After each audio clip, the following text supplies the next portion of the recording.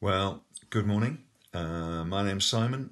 Bringing you greetings from just up the road in Nunhead and from Spurgeon's College. And our prayer is that you are knowing God's blessing in these strange days in which we find ourselves. It's a great joy to be able to share with you this morning from this lovely story at the end of John's Gospel. Such a great reminder of what really matters in our Christian lives. So the story opens with Peter and his friends who've gone back to Galilee, gone back to the familiar life that they left to follow Jesus for those 3 years, gone back to fishing, and maybe they felt safe, maybe they felt secure, maybe they felt a little bit that they were in lockdown. And we're reading this story in lockdown. We're at home. We're with our immediate family. So we're in our safe and secure surroundings. But life is a bit unfamiliar. Maybe we're working from home and balancing and juggling the needs of family life and working life.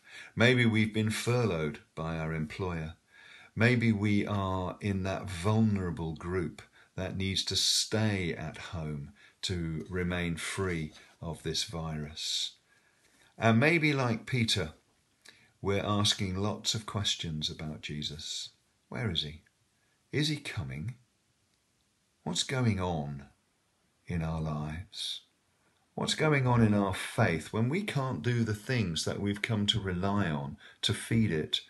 Gathering together on a Sunday morning for a worship service, going to a prayer meeting, going out for coffee with friends so that we can share things that are going on in our lives. Where's Jesus in all this? And Peter and his friends go fishing, and then on the beach there's a stranger. And the stranger says to him, "You caught anything?" And they say, "No, but that's fishermen for you. They often go out, they never catch anything." And so the stranger says, "Why don't you let your nets over on the other side of the net?" Suddenly they can't get all the fish in. Huge number of fish. And John leans over to Peter and he says, "It's Jesus. It's Jesus." And Peter, in his enthusiasm, pulls his robe on and leaps into the water, and he rushes up the beach. And Jesus says, "Come and have breakfast." And so they all eat together and they chat. And then Jesus and Peter walk off along the beach together for a chat. And Jesus says to Peter in verse 15, "Do you love me more than these?" We think, what a strange question. More than these what?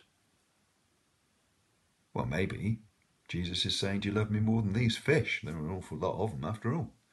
Do you love me more than this familiar life that you have got yourself back into? This place where you feel secure, this place where you feel comfortable, this place where you feel you belong, this place where you feel as though you are someone. Do you love me more than these?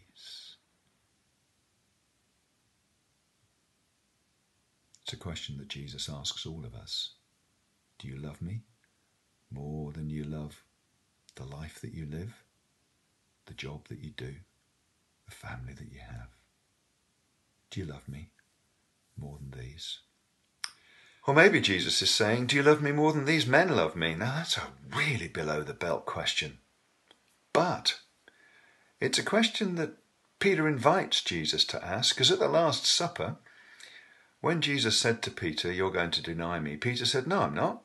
I'm going to go with you. Even if all these guys who are with me, even if they all fall at the wayside, I will never fall at the wayside. I will be the one who stays loyal to you, whatever happens." And of course, we know what happened. Jesus was arrested, and Peter denied that he knew him 3 times. Do you love me? Do you really love me? This discipleship thing, it's not about bravado. It's not about having a loud voice in a safe meeting. It's about actually loving Jesus.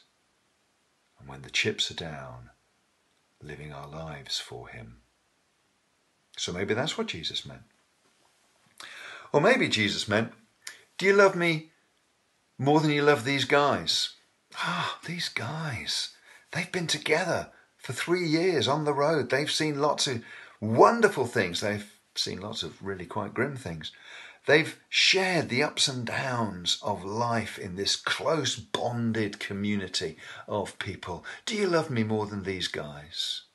Do you love me more than being part of a church, being part of a music group, being part of a choir, being part of a coffee morning, being part of a leadership team? Do you love me more than being part of this religious organisation that gives shape and meaning and purpose to our lives? Do you love me more than these?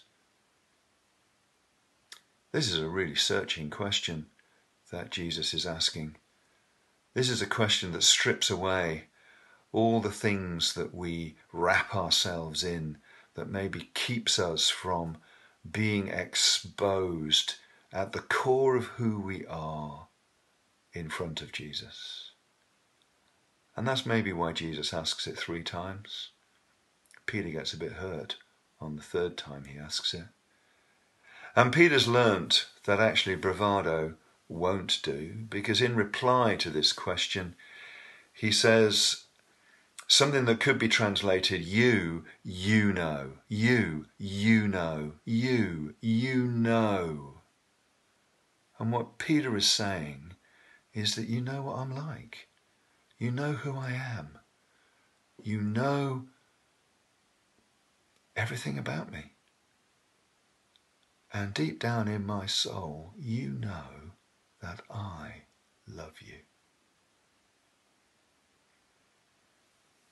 And maybe on the 3rd asking, and Peter's hurt that it's been asked a 3rd time, he looks back down the beach and suddenly he realizes that Jesus has set up this conversation in the most extraordinary way. He set it up so that it would take Peter back to that moment when he first became a disciple that Luke tells us about in Luke chapter 5, verses 1 to 11. That time when there was another miraculous catch of fish. And Peter says to Jesus, go away from me, I'm a sinful man. And Jesus says, no, you come with me. You follow me. I'll show you something much more spectacular than catching a large load of fish. And so Jesus takes him back to that moment. The moment of his call. The moment when Jesus chose him to be part of his group of followers. But then also he looks up the beach and he sees a charcoal fire burning. There's only one other charcoal fire in John's Gospel, and it's the charcoal fire that Peter warmed his hands at in the courtyard of the high priest. Warmed his hands and denied that he'd ever known Jesus. Warmed his hands and denied that he was one of his followers. Warmed his hands and said, in effect, I hate him, I don't know him, I have nothing to do with me. 3 times he did that. And so with this miraculous catch of fish and around this charcoal fire, the highs and lows of Peter's life with Jesus, Jesus asks 3 times, do you love me? 3 times. Just as Peter had denied Jesus 3 times.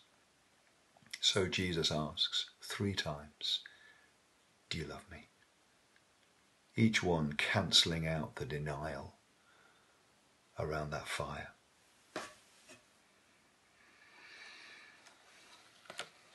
And the call is simple. What Jesus says to Peter is, follow me.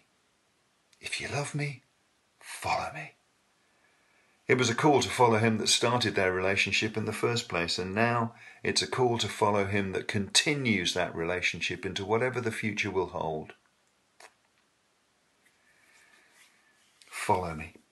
Get fully involved in the adventure of sharing this faith with other people and of supporting those who become part of this band of believers. And it's the call that Jesus makes to all of us. Do you love me? Do you really love me? Well, if you do, follow me. Live for me. Be my person in the world around you, in lockdown and beyond. whatever this life holds for us in these coming days, Jesus comes to us and says, do you love me?